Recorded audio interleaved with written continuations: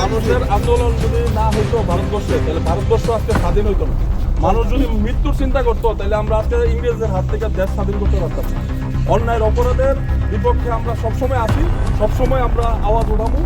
মানুষের সাথে, রাজ্যের মানুষ সহ দেশের মানুষের কল্যাণে আমরা সবসময় কাজ করি। সমাজ সেবা প্লাস রাজনীতির পাশাপাশি আমরা সবাই এক থাকতে চাই, একসঙ্গে মিললে এক আওয়াজে সবাই আওয়াজ করতে চাই।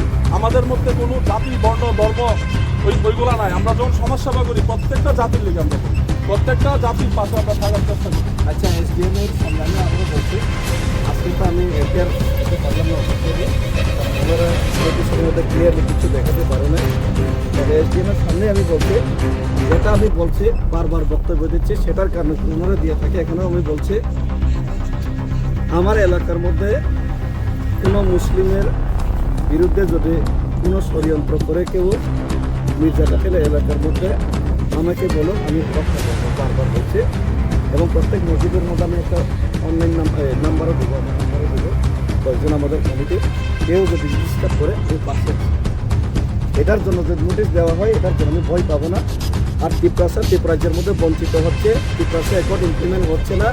6 মাসের মধ্যে করবে বলে 12 মাস 18 মাস পেরিয়ে দিয়েও আমি দিল্লি যাত্রা করার পরেও আমার দিল্লি যাত্রাকে ব্যঙ্গ বিরোধ করার চেষ্টা করছে, কিন্তু সমাধান করার চেষ্টা করছে।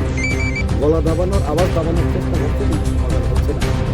এর বিরুদ্ধে এবং অন্যায়ের বিপক্ষে এবং ন্যায়ের সপক্ষে আমি বারবার বার্তা দেবো, কথা বলবো। এটার জন্য আমি মাফও চাইবো না, এটার জন্য আমি ক্ষমা প্রার্থনাও চাইব না।